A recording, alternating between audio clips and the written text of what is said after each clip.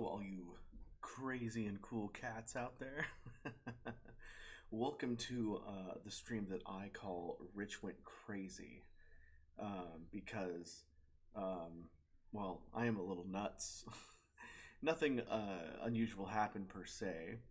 I just ran out of other titles that I've been using, like, oh, Rich Up Late, or Rich Up Really Late, or Rich Up Late Late. I feel like I got to switch it up once in a while, right? So today I have said that Rich went crazy. I mean, I am still streaming after midnight my time, and I am doing it on my computer upstairs instead of on my phone downstairs like I did the last couple times. So I've got to keep a cool, calm ASMR style voice so I don't wake up the roommates, you know.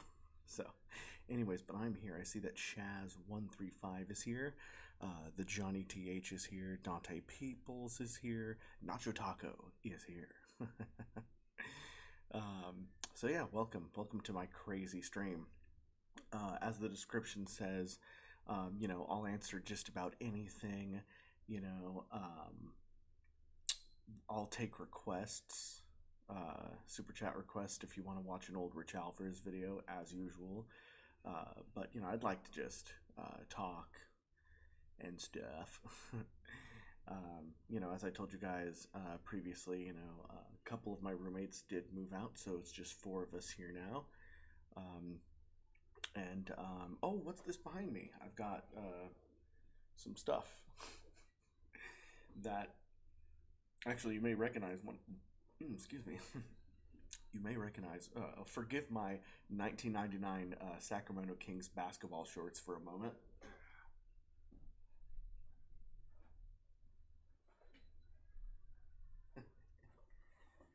You may recognize this guy as the New California Republic. This is, of course, the Elwood jacket.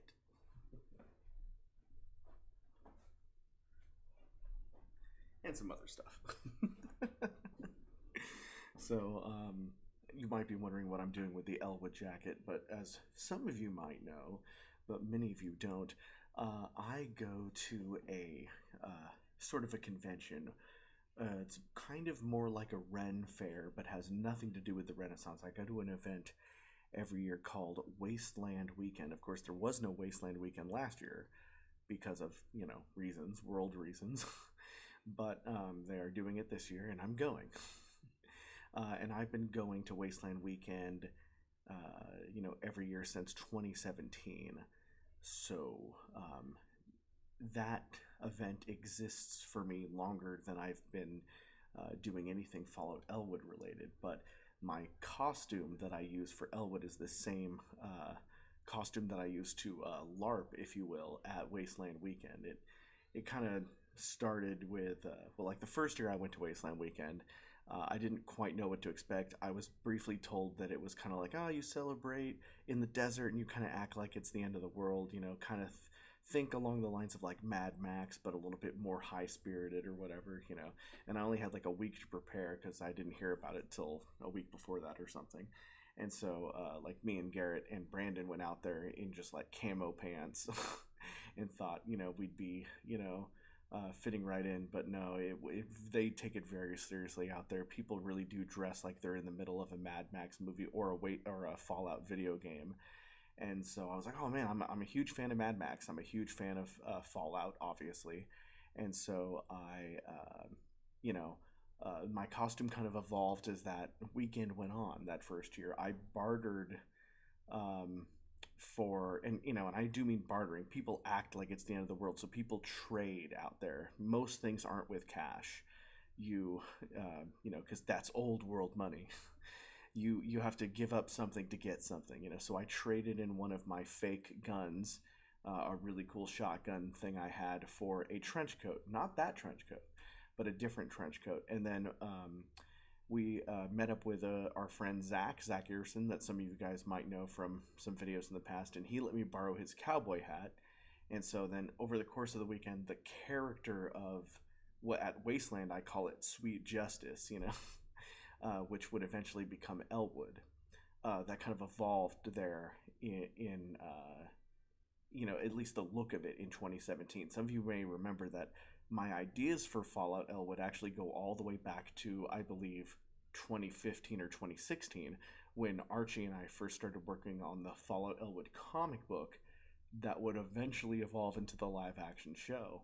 But back then, it was very, it was all different. I wasn't thinking in terms of, like, when I went to Wasteland Weekend, I had there was nothing in my mind about Fallout Elwood, because at that point I believe I'd already kind of given up on the idea when it was in its comic book form. I had already given up on the comic as a way to do that story. But then, after I had done my first weekend at Wasteland Weekend, my first Wasteland Weekend in 2017, and I saw like how everybody was so creative with their Wasteland costumes, and I thought, we could do Fallout Elwood live action. And so then I went around to Goodwills and thrift stores and like places where you'd find older stuff, and I found, this brown duster and my hat and the rest of the Elwood costume, and I put that together for Fallout Elwood, and then also decided that that was going to be my official Wasteland Weekend costume as well. So I go to Wasteland Weekend every year dressed up as Elwood, and even though the show's been long over, I still dress up as Elwood.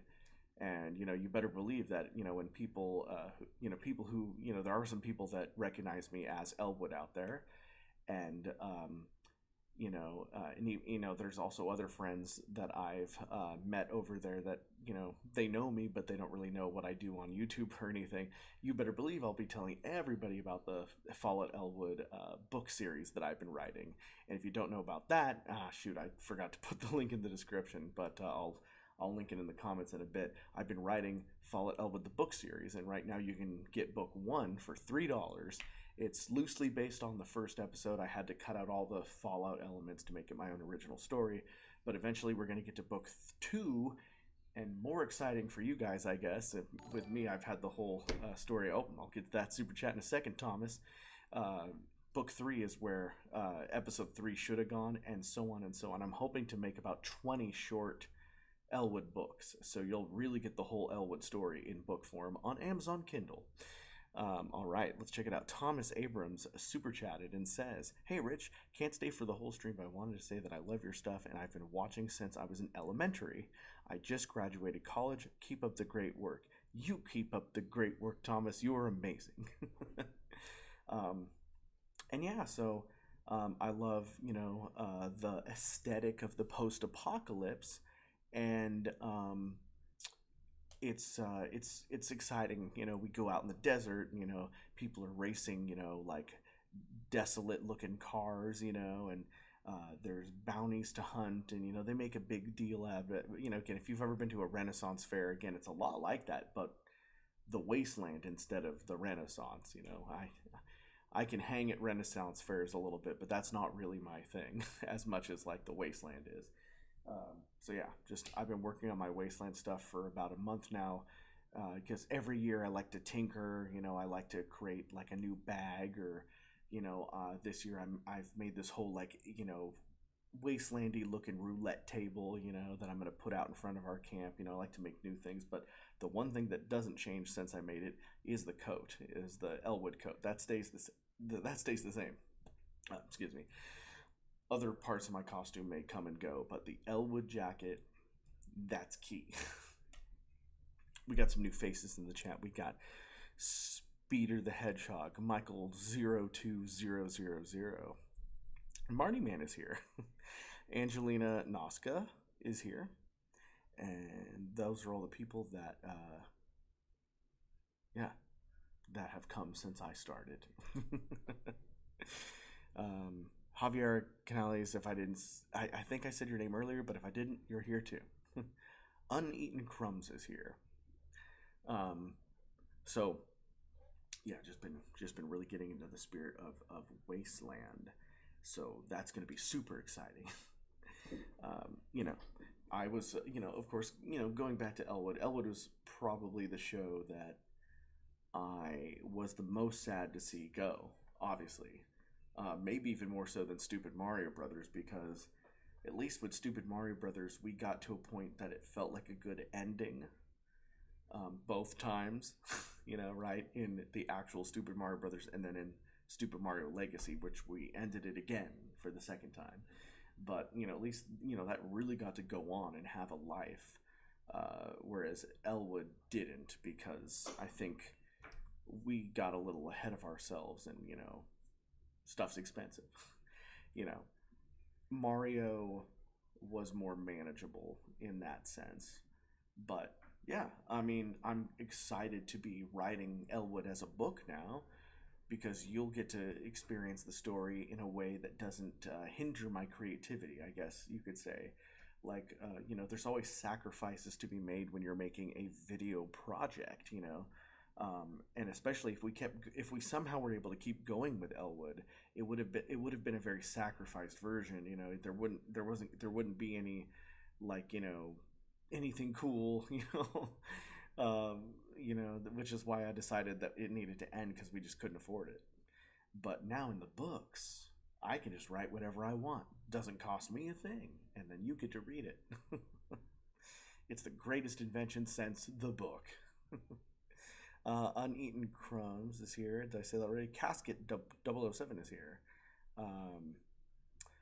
Let's see. Dante People, Skull 015, Roxas 13 is here. Angelina Nasca is he? I already said your name. You're here. You're still here. Let's see here. And oh well, I wear black shirts all the time. Actually, the last couple of years I've been sticking to like dark grays and less black. But I used to wear primarily black shirts. I don't know. That changed at some point. I was like, I like gray shirts now. I don't know. So what are we gonna do, guys? What are we gonna talk about? You've got me here. I was thinking about playing like a game, but like, I don't know. I haven't really felt like playing games on stream lately. Hmm.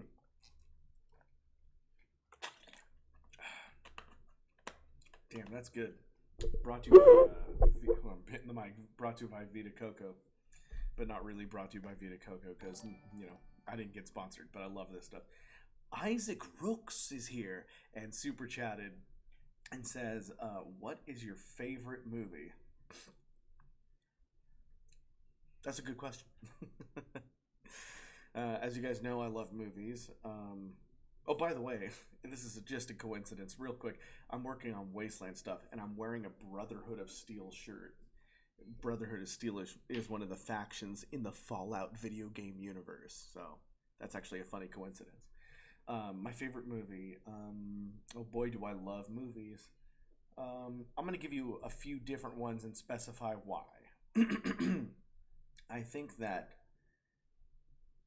perhaps the greatest film ever made, and this is not my favorite necessarily, but the greatest film ever made is probably The Godfather Part 2, which I love. I love the Godfather films, I'm half Italian, and there was a struggle for forever for Italian Americans for various reasons, and because of the struggles they had when they came to the country, especially in the mid 1800s, they decided to form the mafia to take matters into their own hands, and it's not just about people trying to break the law. They had to become what they became for reasons. It's a lot deeper. Everything is always deeper than what people think it is, and I think the Godfather movies, especially the second one, really shows the evolution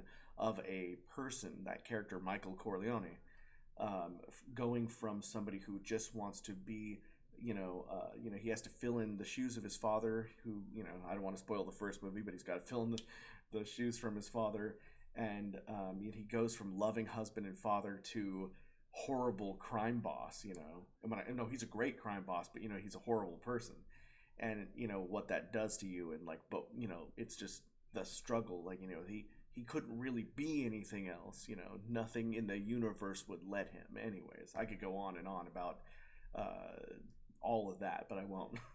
It's a great movie. It's one of the greatest movies of all time, if not the greatest movie of all time. Now, My personal favorite movie of all time is Jurassic Park, because that's the movie that I saw as a child where I went, whoa, I want to do that.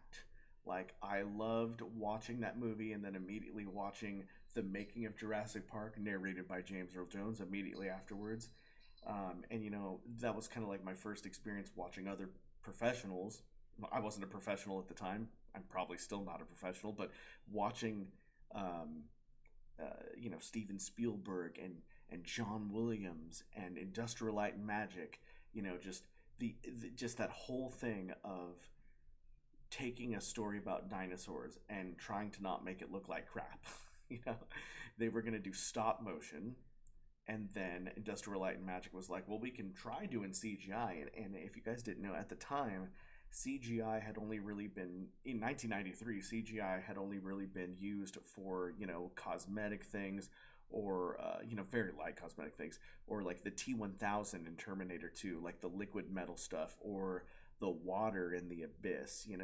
It had never really been used to make a creature before, certainly not a creature that was supposed to be a living creature interacting with humans, and for you to believe that it was a real thing. Jurassic Park was the first time that had been done, and it was done so well that CGI held up for years. Some of the CGI shots in the movie still hold up today, I think. But you know, uh, it's an amazing movie with amazing characters and great special effects, and it's exciting. It's almost a horror movie, but not really. It's got enough adventure in it to be like something unique. And Jurassic Park is also one of my favorite books of all time. I love the story. I love Michael Crichton. I love Steven Spielberg. I'm gonna have to go with Jurassic Park. So sorry, that was a huge answer to your question. Oh dear, oh dear, oh dear. Hmm. Let's see here.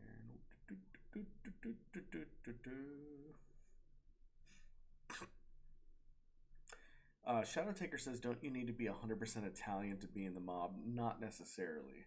Um, you got. Actually, I shouldn't really be talking about this.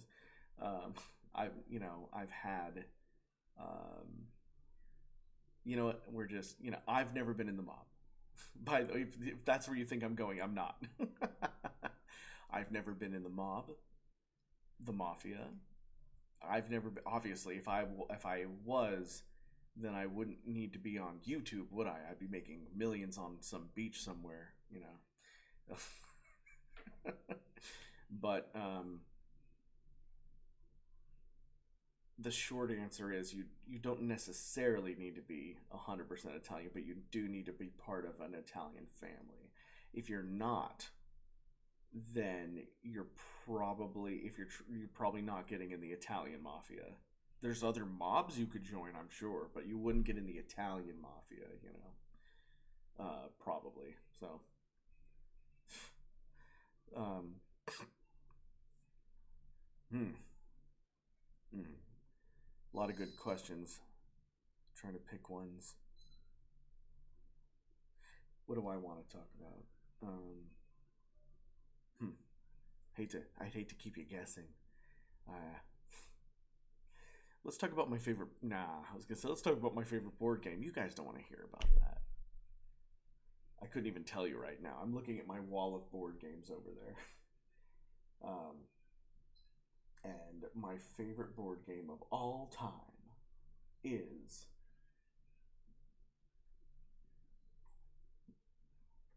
Carcassonne. I don't know. Probably not. That's just the one I saw. I was like, I like Carcassonne. All right. um, let's see here. My favorite song. Ooh, my favorite song of all time. That's an even harder question than my favorite movie, because that is so. Songs only last. Oh dear. Songs only last a few minutes. So as you guys know, some of my I have two different camps in my brain of where my favorite music artists live. Right, I have for the most part, I would say. Like I love '60s and '70s rock, because that's kind of like what I grew up with. Like Rolling Stones, Beach Boys, Beatles. All of that stuff is like stuff that I can listen to at any time. And I love that stuff. And I could honestly, like, there's so many of the Beach Boys and Beatles songs that I could easily say is probably my favorite song, but I wouldn't feel like that's an honest answer because I wouldn't have to think about it that hard. It's weird because like I'd love to say like Good Vibrations or God Only Knows, Beach Boy songs, or Eleanor Rigby, or what's another good? That's a Beatles song, Eleanor Rigby, or anything that John Lennon sang. Honestly, like I could easily say any of those are my favorite song, but you know, uh, and then my the other camp besides '60s rock, the other big camp in my head is kind of like the last 5 years of indie music. I really love like the drums and Geowolf and a lot of bands you've probably never heard of. In fact, I got a playlist on my smartphone that's called "You've Probably Never Heard of Them," and it's filled with all my favorite indie bands. And I just, my friends are always like, "Oh, what's the name of this playlist?" So they can like find it on my Spotify or whatever. And I'm just like, "Oh, you've probably never heard of them." They're like, "Oh no, tell me." I'm like, "No, that's the name of the playlist. You've probably never heard of them." So of course I do it for jokes. But if you should definitely seek out. I always recommend Geowolf, especially both albums are great, but that first album was absolutely fire. So if you've never heard the song "Saltwater" by Geowolf, and it's spelled GeoWulf, that's the band Geowolf, and Saltwater. If you've never heard Saltwater, listen to Saltwater. It'll change your life. Um, but I couldn't possibly say what my favorite song of all time is. I listen to music. These last couple of years, I probably listen to more music than I watch movies. Honestly, I love so much music. I couldn't possibly say. Um, I will answer your question, Angelina, as best as I can. Says Richie, this is a bit of an embarrassing question, but do you have a childhood crush?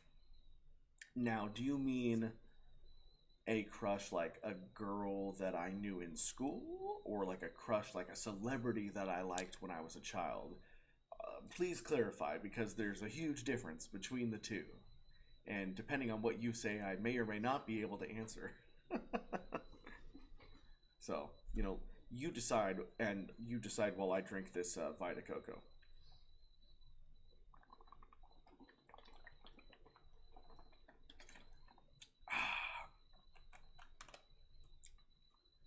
They should really pay me for that. So let's see here. Angelina did not specify, or maybe the stream is just really behind for her. Actually, I see on my monitor over there, at least on my stream of this stream, because I always like to watch. I have my monitor here that shows me real time what I look like, and then my monitor over there shows me what you guys see, which is like 10 seconds behind or something. Ah, okay. From a movie or celebrity or TV series character. So,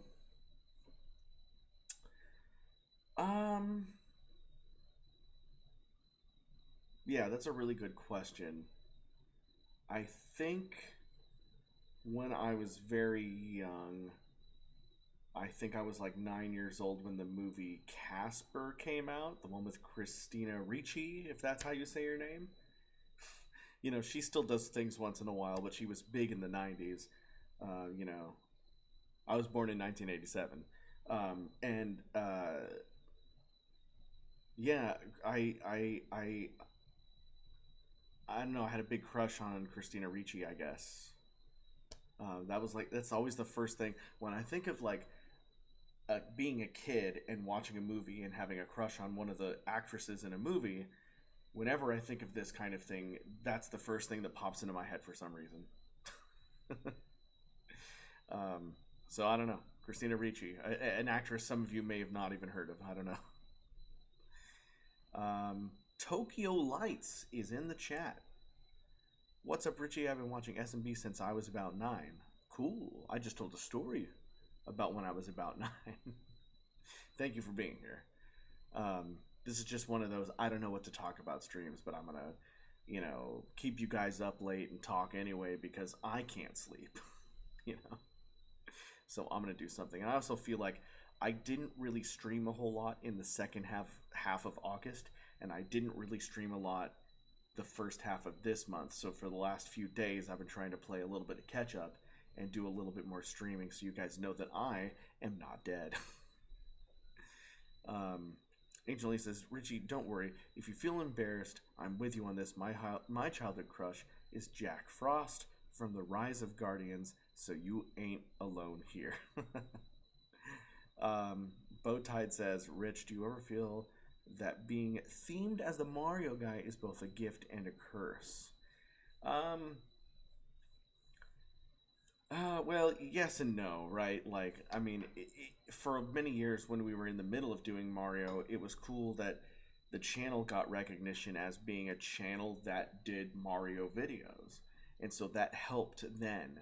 But whenever we try to do something that wasn't Mario, everyone's like, where's Mario? When are you going to do more Mario? Which I hate, I mean, don't get me wrong, I loved doing Mario, but like as an artist, as a creator, I want to do other things, and I have often felt trapped by that if I made something like Elwood's probably the greatest thing I ever made, but it only got 15,000 views.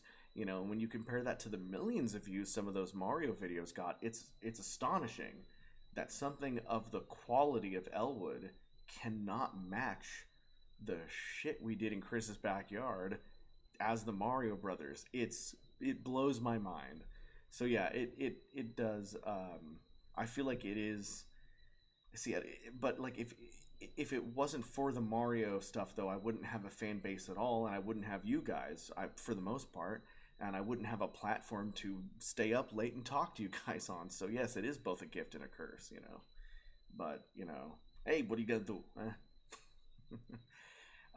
By the way, speaking of the Mafia, going back all around, I am really excited for The Many Saints of Newark. And if you guys didn't know, that movie comes out in, I think, November. It is the prequel to The Sopranos. Oh, by the way, The Sopranos, speaking of favorite things of all time, The Sopranos is 100%, don't even need to think about anything else. The Sopranos is my favorite TV show of all time. So, if you've never seen The Sopranos, watch The Sopranos. What are you doing watching me? We have a super chat from Darkness the Actor. Thank you, Darkness. And Darkness simply says, Insomniacs, fall in. Assemble. I added that last part. Yeah, I have a history of staying up too late, to the chagrin of many people. I don't necessarily always sleep too late, like when I fall asleep.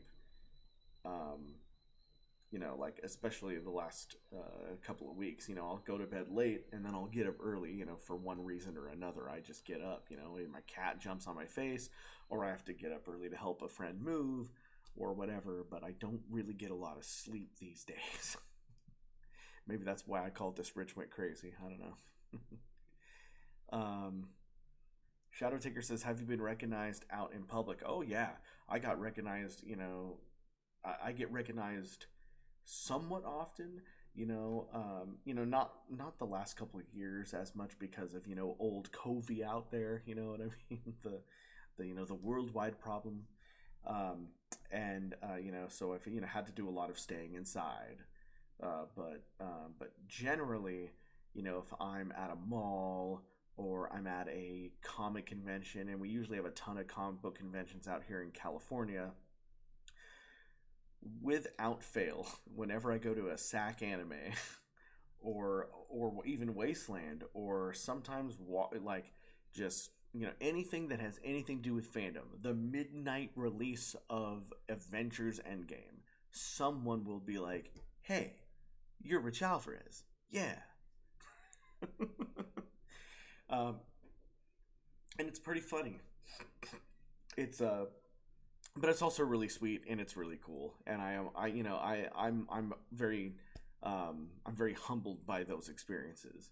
Um, in fact, probably the craziest thing, my Brandon loves to tell this story, is that our internet guy, when he was hooking up the internet, he just spent an hour hooking up our internet here, and then he's about to leave, and he says, "Hey, don't I know you from somewhere?"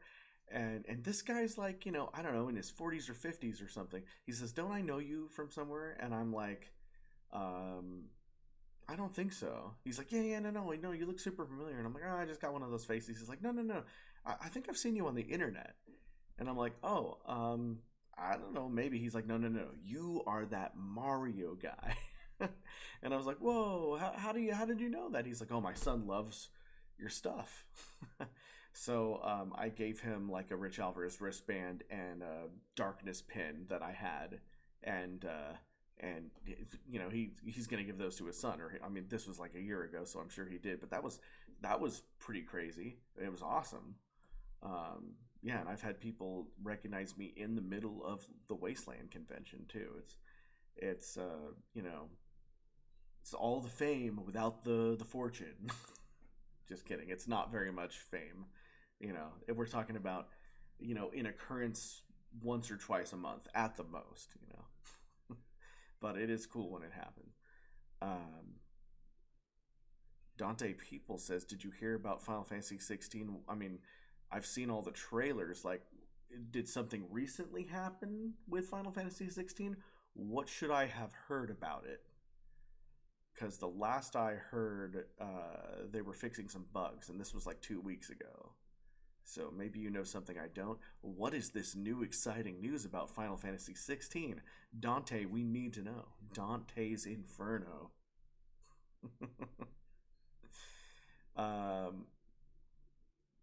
Trying to look up and down for comments I've missed. Angeli says, "Richie, have you seen the new Spider-Man No Way Home trailer? If you did, what was your reaction to it?" Of course, I saw it. Like the minute it came out. Really excited. You guys know I'm a huge Marvel fan.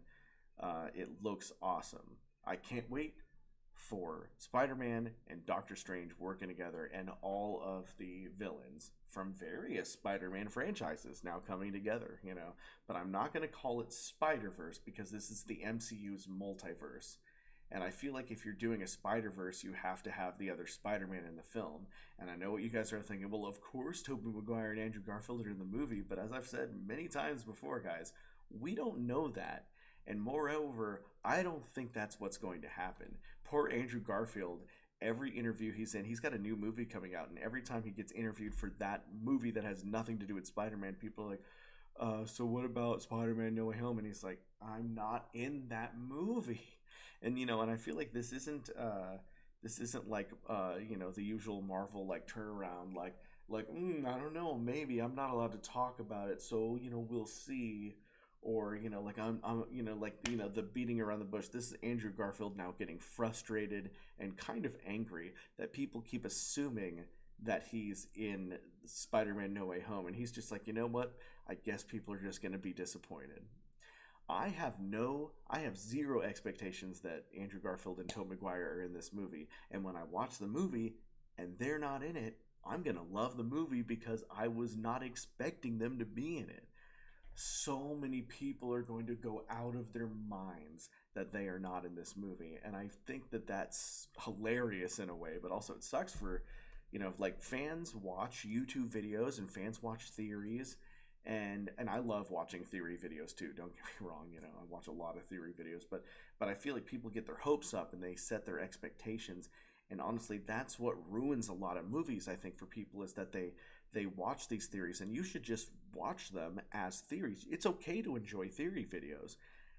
It's probably not okay to be like, "That guy knows what's happening and that's my truth now." Like, I don't know. I don't know what I'm trying to say here. I'm just saying, like, don't don't set crazy expectations. Spider-Man No Way Home is gonna be an awesome movie. It's gonna be okay, guys, if Tobey Maguire and Andrew Garfield are not in it. Because I'm telling you, I'm calling it now. They're not. Anyways, um, let's see here. Blah blah blah blah blah blah blah. Blah blah blah blah blah blah blah. Okay, did Dante ever say? Oh, it's PS5 exclusive. I thought we already knew that, right? Because most Final Fantasy games are PlayStation exclusive, at least for a while. I mean, Final Fantasy 7, 8, and 9 were PlayStation exclusives for about 15 years before they went to PC for the first time or whatever, you know. So, you know, they're all PlayStation. They're placed. It's, of course, I have a PS5. I'm ready to get it on PS5. I did not expect it to come out for anything else. I'm ready to play Final Fantasy 16 on PS5. I didn't realize that that was news. I thought that we were already told that, but I'm sorry if you're disappointed and that news was recent. I just assume a Final Fantasy game is PlayStation exclusive, unless it's like Final Fantasy 14, which is like an MMO. Then they put that on PC. But like, you know, but like the mainline single story, the real Final Fantasy games are all PlayStation exclusives first, usually. Let's see here.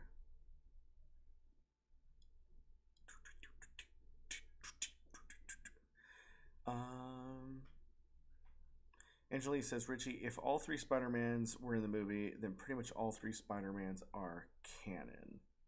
Well, I mean, that's interesting, right? Okay, so let's pretend that all three are in the movie. And don't forget, even if they're not in the movie, Alfred Molina, who was Doc Ock in Tobey Maguire's Spider-Man 2, he is in the movie. So I mean that is showing that other universe, whether Tobey Maguire's in it or not. Okay, but for the sake of this argument, let's say that Andrew Garfield and Tobey Maguire are in the movie. That doesn't make their movies canon to the MCU. You're like, oh, it's canon. I mean, those movies, Andrew Garfield's movies and Tobey Maguire's movies, those movies already exist in their own canons, right? And a movie doesn't, by the way, and I love the MCU, but a movie doesn't have to be in the MCU canon to be good. Blade is a Marvel comic, you know, the Vampire Hunter. I love the Blade movies.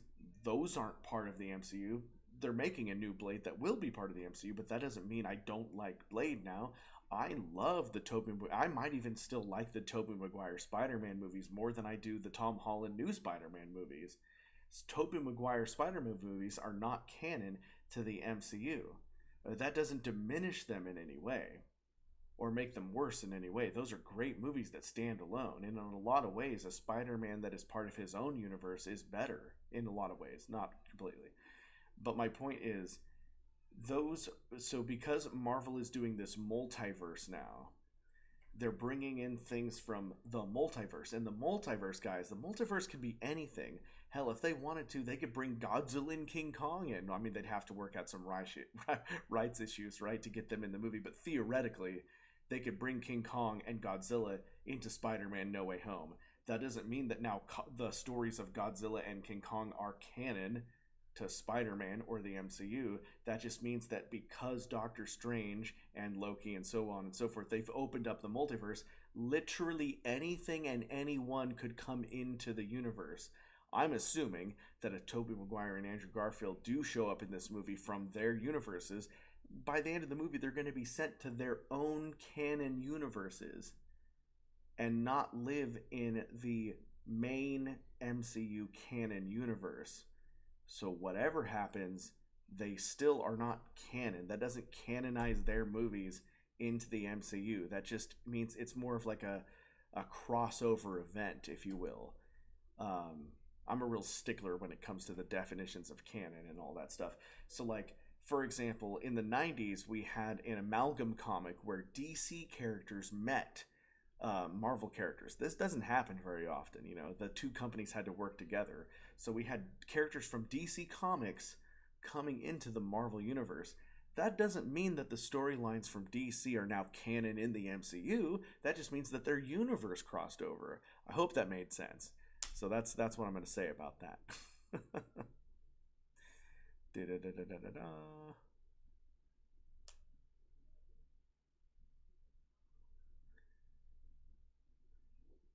You guys are writing such great comments. I can't possibly read all of them, and not just because there's so many of them, because it's getting hard for me to see.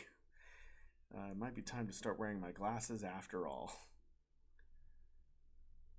I've been, yeah, Tokyo Lights. I've been to Renaissance festivals before, but like I said, I don't love them the way I love like Wasteland Weekend. That's my Renaissance fair. Indiana Jones is here and says, I'm sure you've talked about this before, but on the topic of Final Fantasy, how would you rank the Final Fantasy games you've played? I have an entire video about that. You can watch it. It's on this channel. It was only like 4 videos ago, but I have a tier list of my favorite Final Fantasy games. So I recommend you go watch that. Let's see here. La la la la la la la. Let's see. Dante says a movie got me interested in Final Fantasy. Then I started playing the games for the first time and ended up playing Final Fantasy 15, which was one of the most greatest games. I enjoy Final Fantasy 15. I tried to play it a little bit on the channel, but when it first came out, I played it for like a year, off and on. Big Ben says Tobey Maguire's Spider-Man fight scenes are the best out of all Spider-Man movies. Tom Holland is a good actor, but the fight choreography in his movies do not compare to the original trilogy. Well, it's not the choreography in the Tom Holland movies is good, but they're going for a really different Spider-Man. You see, Tom Holland's Spider-Man, and as much as I just praised the Tobey Maguire movies, Tom Holland's Spider-Man technically is more accurate to the comics. Spider-Man is Peter Parker is supposed to be a scientific genius, and so he builds his stuff like his web slingers and everything, and he's more about being crafty and being kooky and saying his lines than he is about just punching bad guys. Like Tobey Maguire, I would say one of the only bad things about the Tobey Maguire movies is that for whatever reason they made his web slingers organic when he got his powers. So that means that he didn't have to put any thought into how he was going to do that, where Peter Parker is supposed to come up with the idea of creating web slingers now that he can crawl on walls like a spider. And so because they've made a very different character with Spider-Man in the Tobey Maguire movies, Spider-Man became much more of a brawler and a puncher than he's supposed to be.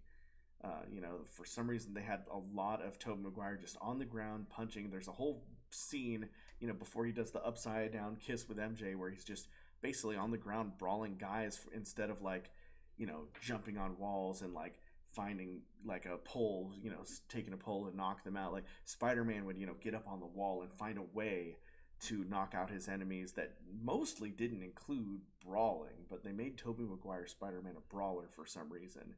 And I get it. That did come. That maybe that was just what they could do in 2002 or whatever, because they don't have.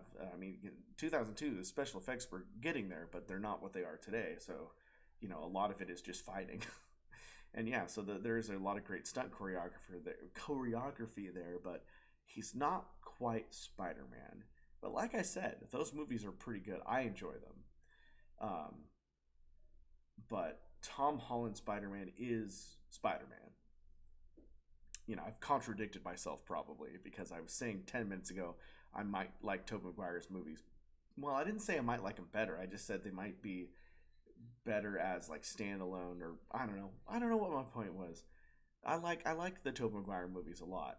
I think I might enjoy them more than the Tom Holland Spider-Man movies, but Tom Holland as Peter Parker / Spider-Man is probably the best we've ever gotten. Yeah. I don't know, I'm going to run in circles with that one.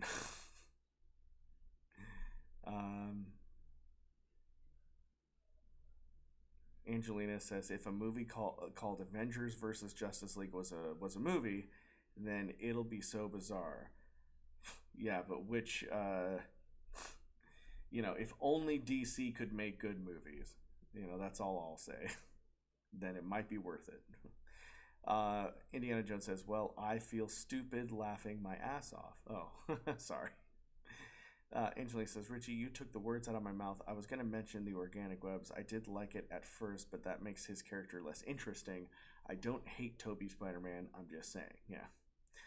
Shadow Taker says, I'm a go now. It's almost 4 a.m. for me. Oh, bye. Big Ben says, that's a good perspective, Richie.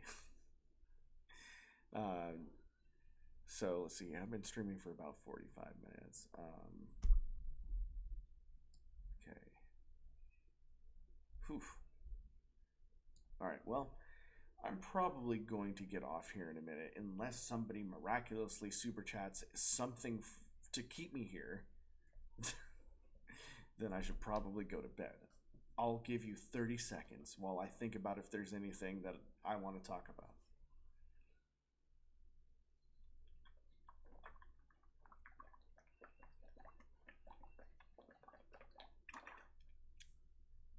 You know, Dan, I did see the new Suicide Squad, and I did think that it was a huge improvement over the first Suicide Squad.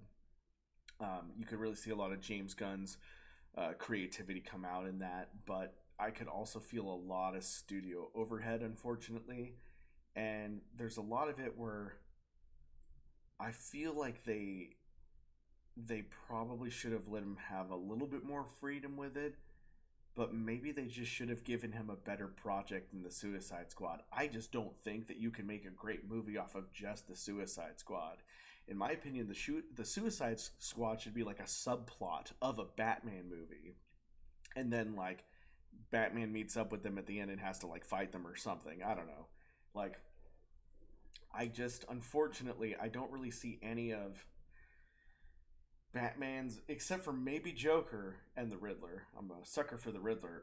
I don't really see any of Batman's villains as good on their own without Batman, because what makes the Batman universe interesting is Batman, and for me that includes Harley Quinn. Like, I think Harley Quinn can be a cool character for 5 minutes, but when you make her the center of it, it's too much, and she's just not that deep of a character to keep you hanging on for 2 hours. My apologies to Harley Quinn fans everywhere. I was a fan of Harley Quinn for years. I loved Harley Quinn on Batman the Animated Series when she was first created, but she's a completely different character now than she was back during those days, and for the worse, I think.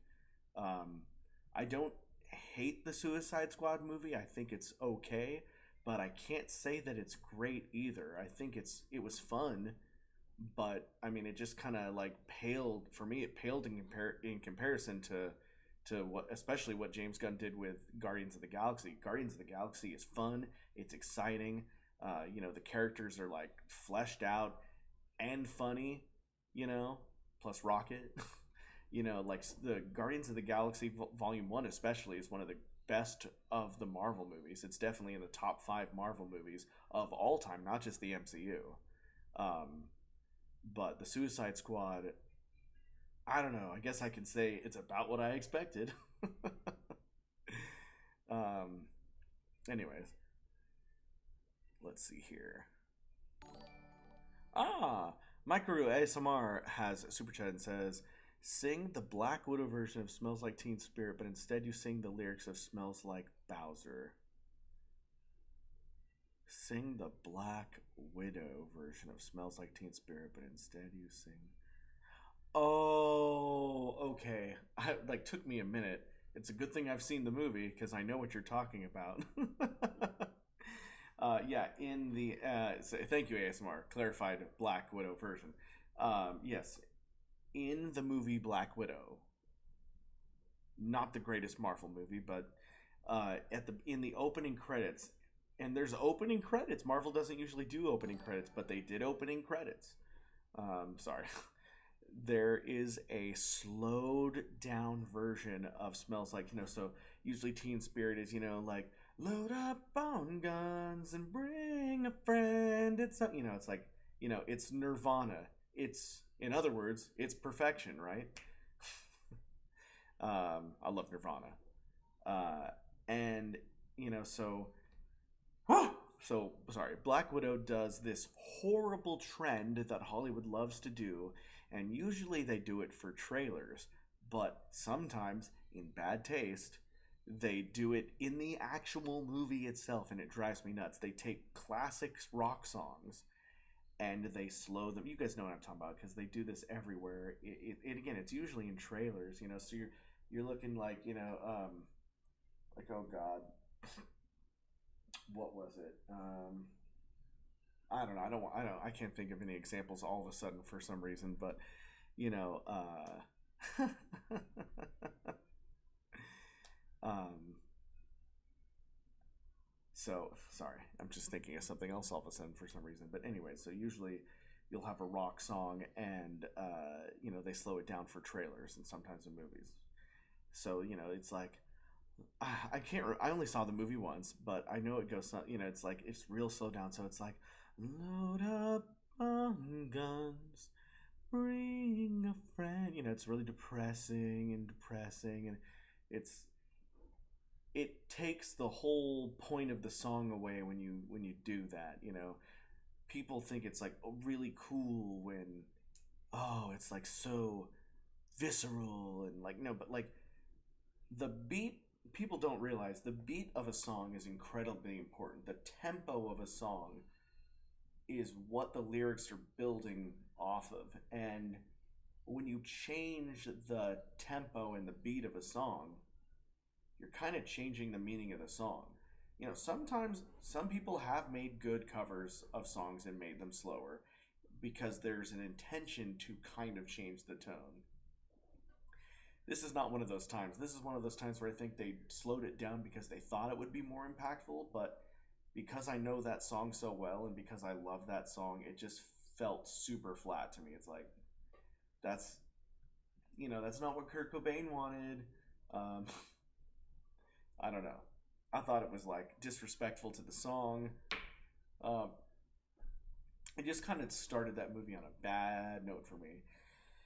Black Widow is one of those movies that started out okay and then got perpetually worse the whole way through. In fact, I was gonna do I always say I was gonna do a review, and I used to do movie reviews all the time, and I haven't lately because I don't want everybody to hate on me for some of my opinions because sometimes I'm going to love a movie and you guys might be like, "Oh, Rich, you only love it because everybody loves it." Or if I hate on a movie, you guys will be like, "How could you hate on that movie? Everybody loves that movie." So it's like you can never win.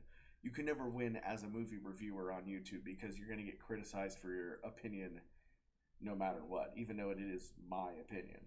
But I would say that I probably enjoyed Black Widow less than I enjoyed Captain Marvel. Um, in fact, I may have even enjoyed it less than Thor the Dark World. Guys, I think Black Widow might just be the worst MCU movie. And maybe it was also just because it's a story that we didn't need, right? Like, we already know how Black Widow ends up.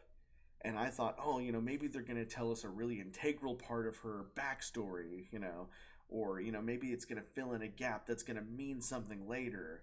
Or maybe she's not really dead and we're going to see that in this movie. None of that happened. Instead, it was like just a little side story that honestly, it's not necessary. We appreciated her character in Endgame, and we were sad about her dying in Endgame without this story. We did not need this movie. And what made it worse is it was the first Marvel movie in 2 years. And I think that also kind of just exponentially made that worse. Had this movie come out during phase two, um, you know, or phase three, even, like if it came out immediately after Captain America Civil War, where it would have fit right in, then I think we would have been like, yeah, it was okay, kind of mid-tier Marvel movie. But because they made this story so far out here, it just feels weird. It just feels wrong. And, you know, they put it on Disney Plus, and I think it did okay there. It didn't do so well in theaters, and that's not just because of the stuff. I think it's also because it wasn't that good of a movie. And now Scarlett Johansson is pissed off that she didn't get $100 million or whatever. Whatever. I wish that I could be in a movie that I could sue and try to get $100 million. I mean, it's one of those crazy things, right? Like, I think Mr. Sunday Movies, he's my favorite YouTuber. I think he put it in perspective really well. It's like there is no good side. People think like, oh, if you side with Disney on that, then you're evil like Disney, Or, if you side with Scarlett Johansson, then, you are appreciating the actors. To me, it's like, it's just like as Mr. Sunday Movie said, it's rich $1 million company versus rich $1 million actress, She's going to be fine whether she wins or loses, and Disney's going to be fine whether they, win or lose. Scarlett Johansson still has millions of dollars. She's gonna be okay. Some people are starving to death in other parts of the world, so you know, everything's in perspective, guys. You don't have to don't feel pressure to side with Scarlett Johansson on her lawsuit, and don't feel pressure to not side with her, or whatever. Just it doesn't matter. Anyways, let's see. What have you guys been saying? La la la la la la la.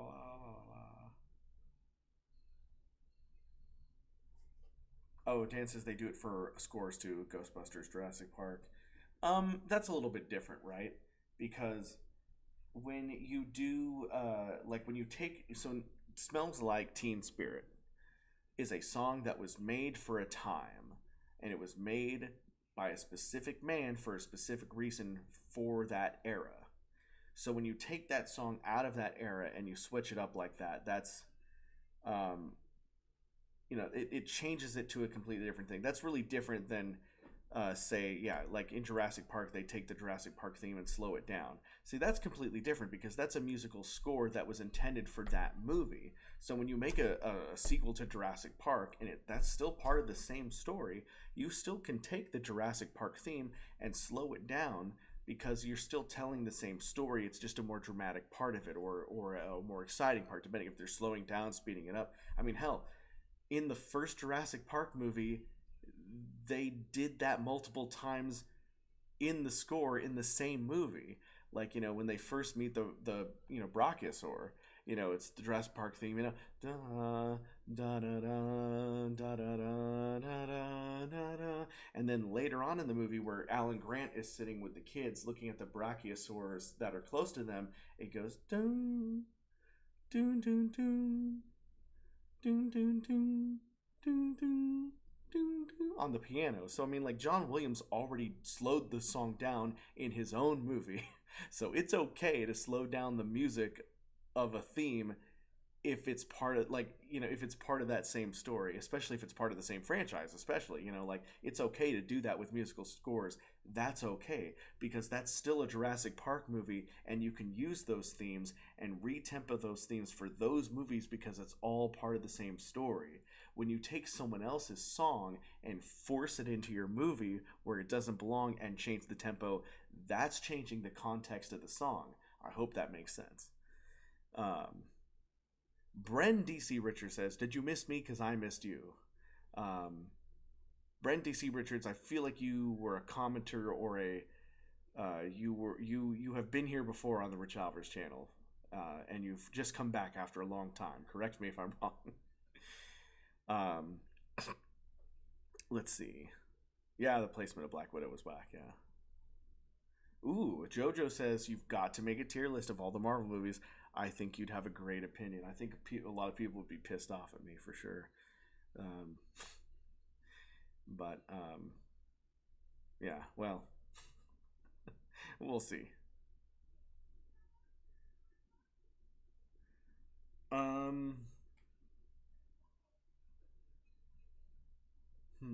GN News says, "Yo, Rich, what's up, GN News?"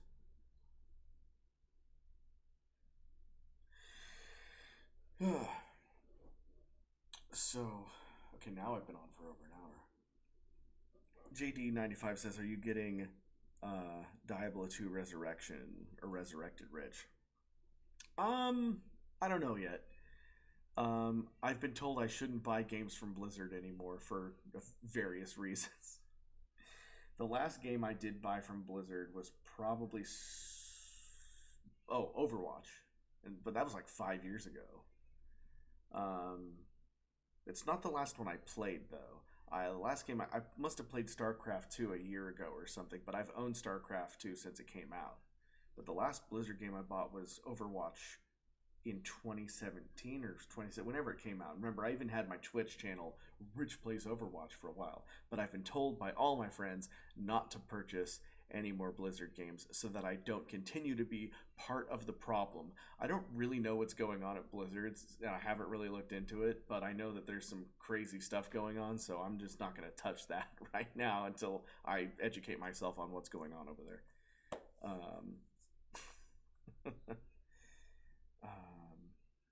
What would you say your top 5 Marvel favorites are in no particular order? That's a good one, JoJo. And that was a good idea. I will do a Marvel tier list.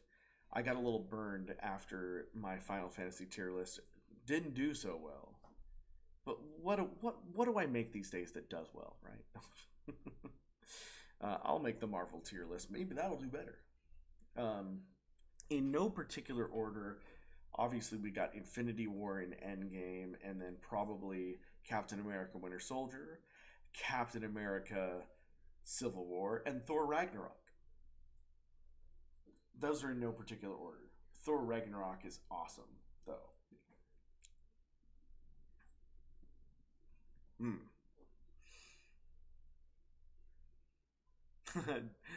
DC Richard says, I've been here since the beginning of time.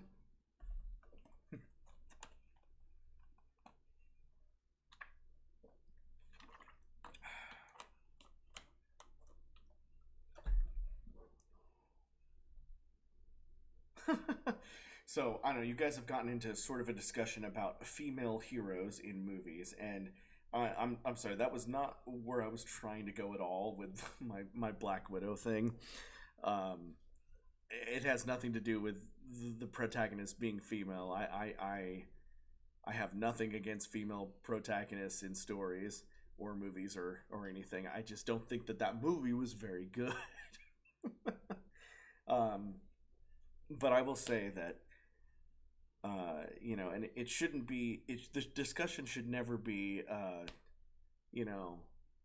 was this, a good female action movie, or it should always just be like, was this a good movie? Whether the protagonist is male or female, we should all just base it on, was that a good movie?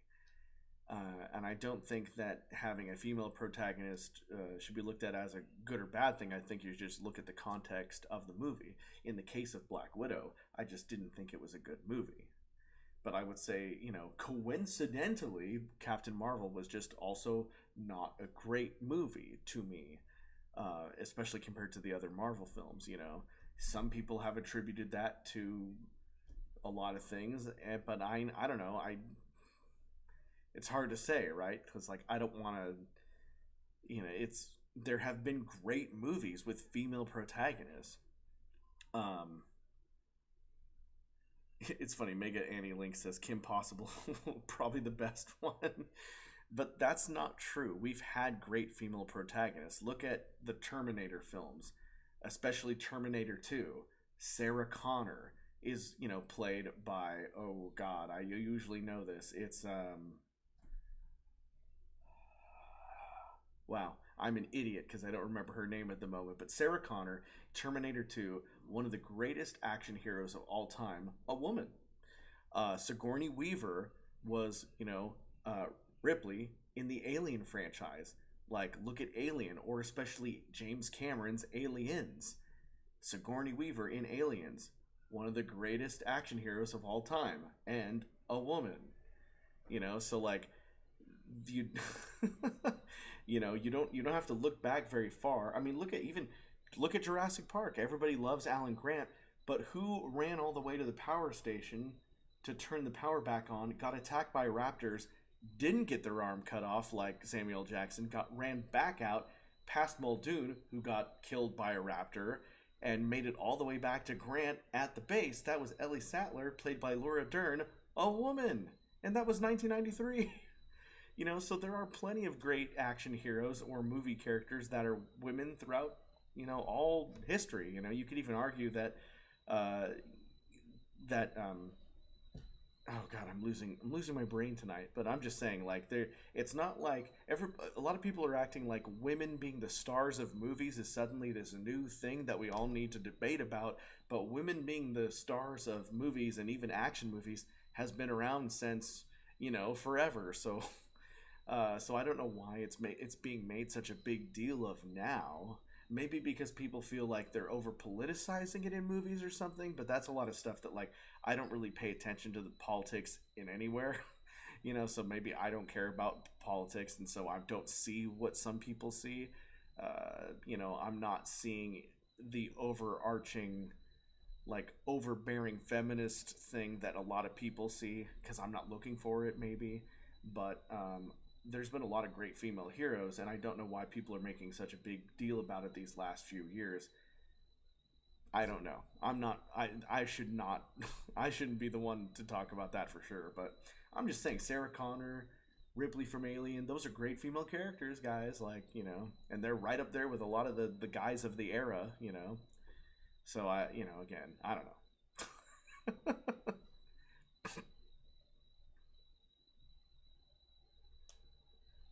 Angelina says, Richie, it's not you.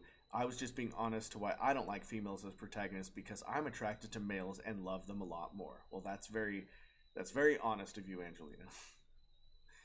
Um, Kujal Swinging Barbarian says, female protagonists can be awesome. Yeah, whether a movie is good or not goes much deeper than that. And then Brenzy C. Richard says, I knew it. You are going crazy. Gus Penn says, it's more so the stigma of what people have on women in movies when in reality women are the star of a lot of television and movies. Mega Annie Link says, what I'm getting at is that it shouldn't be a crutch or agenda. Just let the character be a character and let the story grow. I've recently graduated film school, so I've studied a lot of this stuff. Yeah, I don't know. Maybe I shouldn't have knocked on this door or whatever. I try to avoid all political talks in all videos, but I just thought it was important to share my thoughts on just, I love a lot of female protagonists in movie history, and a lot of people are kind of trying to get sided on this topic these days, and I don't know. I don't share in a lot of political discussion, so I don't quite understand what people are upset about one way or the other. I avoid politics like the plague. And so I don't get it. I like movies. I like watching movies, and either I like a movie or I don't like a movie. Regardless of who's in it. It has nothing to do with gender politics or race politics or any of that for me. I either like a movie or I don't, and I leave politics not just at the door, but on the other side of the road because I don't care about politics and I don't pay attention to it. Matt Moe says, thoughts on the Spider-Man No Way Home trailer. I did this already a few minutes ago, but I liked it. And I talked in great detail about my thoughts on the whole thing, so I guess I don't really want to go over this. See, this is what happens when you stream for over an hour. You start repeating yourself, right? Because people are coming in and they didn't see earlier, and so, but I'll just say, if you want to know, I recommend when this stream ends to go back and watch because I talked for like 10 minutes about Spider-Man No Way Home. But I will simply say I liked the trailer, though. Angeli says, and for the record, I would never hit a guy in my life. I love them so much that I would never hurt them. Hey, just saying, there are some guys that you should hit. Not everybody's a good person. I'm not condoning violence, and you did not hear that from me. This has been Rich Alvarez.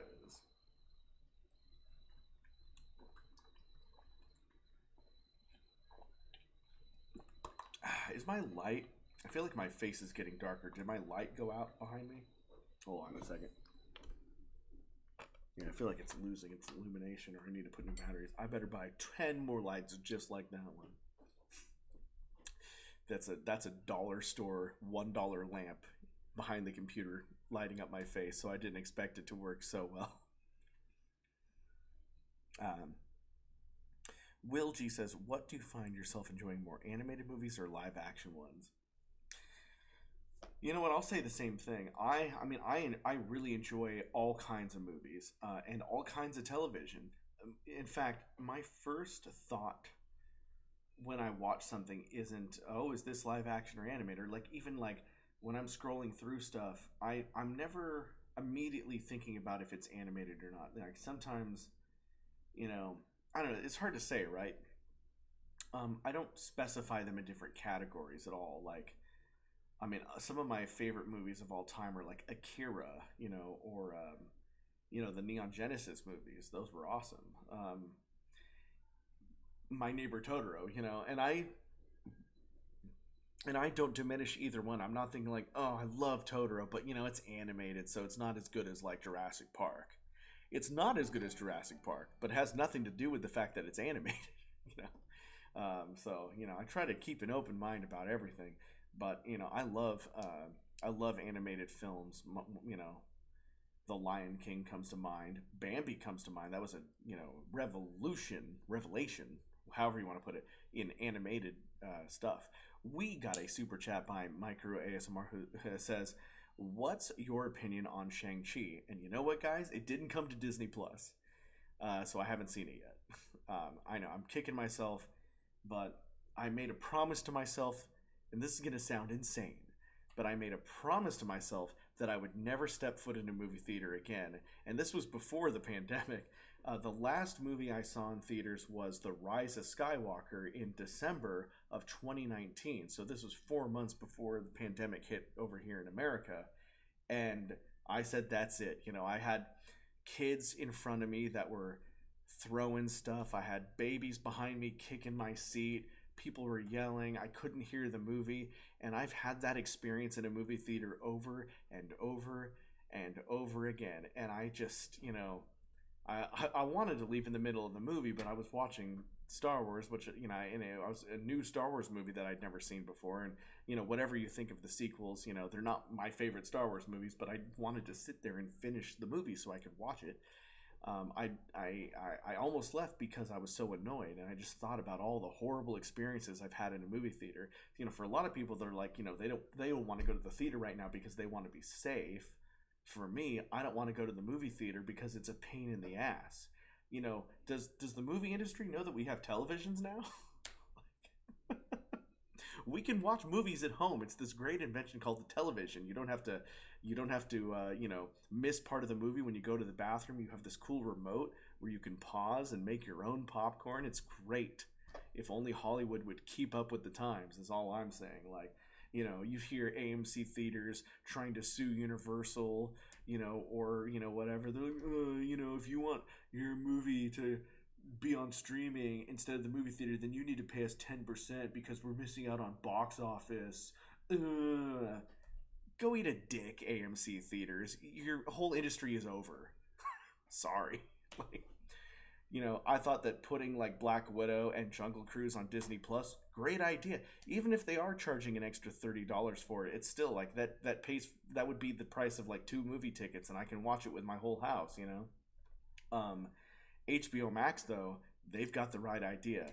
Just pay for your HBO Max subscription and you get Warner Brothers movies as they come out.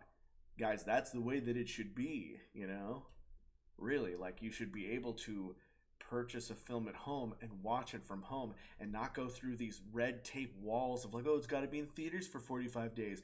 Then it's going to be on DVD for 2 months before you get it on streaming. It's like, is this the 21st century or isn't it? Sorry. All right, that was a really long-winded way of saying no. I haven't seen Shang-Chi yet, but of course there's a 30-day, or I can't remember if it's 30 or 45 day. I'll watch it on Disney Plus when it comes on Disney Plus. And I can't wait to watch it, but I'm gonna wait until I can watch it in the comfort of laying on my ass in my room.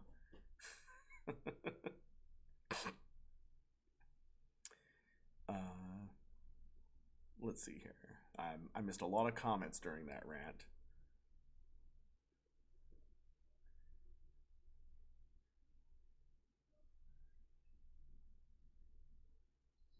Killjoy's here. Hi, Killjoy. You missed a Spider-Man rant. You missed a Marvel rant. You missed a bunch of rants. You just missed my rant on why movie theaters are the devil. Yeah, Killjoy says, oh, is he on about theaters again? Yeah. We can watch movies at home. It's perfectly fine. And you know, if theaters died today, in 10 years you wouldn't miss them. You'll be sitting at home in 10 years, you know, when, you know, because TV prices are always going down. It used to cost like 2 grand to get a 50-inch TV. Now you can get a 60-inch TV for like $300 at your local Costco. It's not, you know, it's a bit, but it's not an impossible amount of money. You know, so in 10, if they shut down every movie theater today, then, you know, in 10 years when you're watching on your giant 100-foot TV that cost you $10, and you'd be like, oh, you mean people used to have to go to a place and sit next to 100 strangers and get sick to watch this? I'm so glad we're living in today. You know, anyways, I've said enough about movie theaters.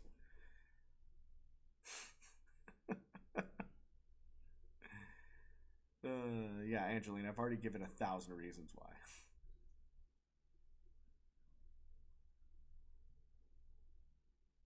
All right.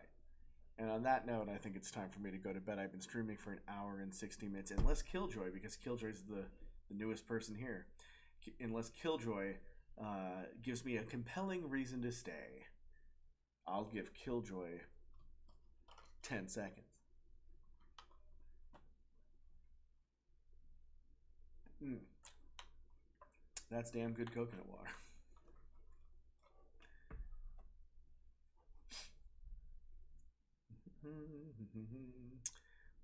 One second, I'm trying to find the thing I was looking for. Do do do do do do do.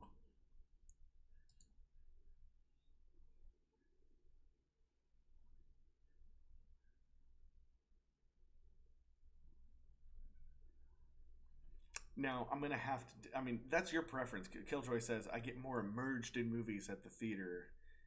I mean, that's like saying I can only focus on a book if I'm in a library. You know, I like to read at home by myself.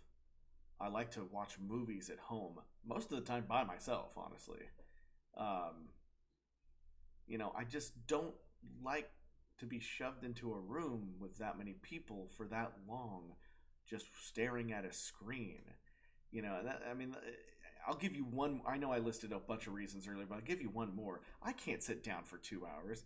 You know, I mean, I know I can sit down for 2 hours here but I'm talking to you. I'm moving around. I'm being neurotic. You know, whatever. But like, I can't just watch a movie for 2 hours. I need to pause every 15 minutes and pace around the room a little bit. You know what I mean? Like, I can't just sit there. You know, I feel, you know, trapped. And, you know, anyways, I've said enough about that. Just, I want to give you one more good reason. Ugh. You know, I'm gonna lose emergence on the movie if I feel like I can't leave the room. You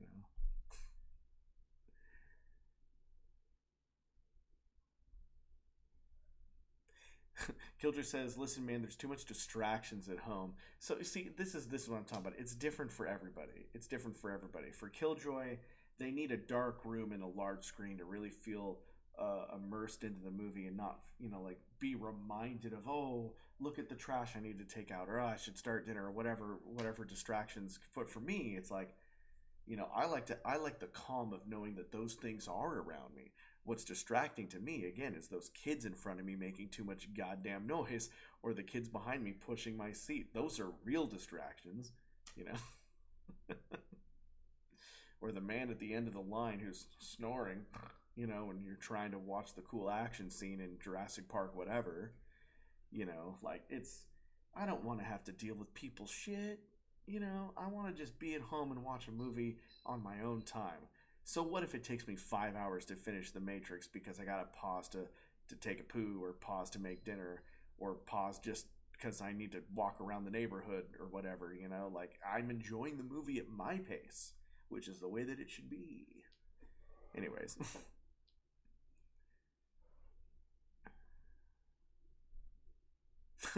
Matt Mo says movie theater popcorn hits differently though. Yeah, it hits differently because of all the horrible chemicals in it. I'm sorry I used to. By the way, when I was a teenager, I used to work at a movie theater. I know what's in that popcorn, and it's not butter. Uh, anyways, let me give you guys this. In fact, I should have been promoting this the whole time, but that's Rich went crazy. That's the stream. That is the link to the first Elwood book. Please check out Elwood Book 1. Again, it's loosely based on the first episode, but eventually we're going to get to book 3, which is where episode 3 should have gone, and etc. If you enjoyed Elwood, I highly recommend this book. And by the way, if you, of course, you've probably seen episode 1 and 2, but even if you have, read the books, because you're going to if you just wait till book 3, you're going to be heavily confused because the story is a little bit different. All the Fallout references are taken away. The factions are different.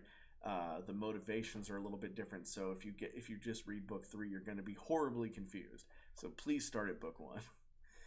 Mega Annie-Link says, one thing I will say that I like over watching a movie in the theater, I critique every little thing I see. Even pause to go, what the heck was that? I know what I'm talking about. I'm a film student. I mean, yeah, I do the same. If I'm watching movies with friends, much to their chagrin, I will pause every once in a while and I'll be like, did you see that? That's what we call 3-key lighting. Or I might be like, no, did you see that use of a practical effect transitioned into CG? Or sometimes I'll just pause to go like, do you know what that character's motivation was there? Well, let me tell you, I wrote a thesis in high school, or like, I get in my own ass about stuff too. So I know what it's like, but they hate it. They hate it.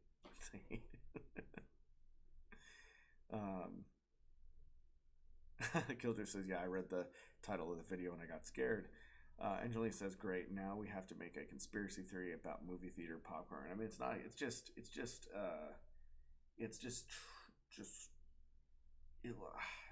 bad for you. That's all I'll say. If you're trying to have a heart attack, eat nothing but movie theater popcorn for about 2 days. It's not good for you. I always sneak in my own popcorn with a Ziploc. But see, I don't have to do that anymore because I'm never going to a movie theater. All right. All right, guys. This has been a lot of fun. I'm sorry that I'm crazy.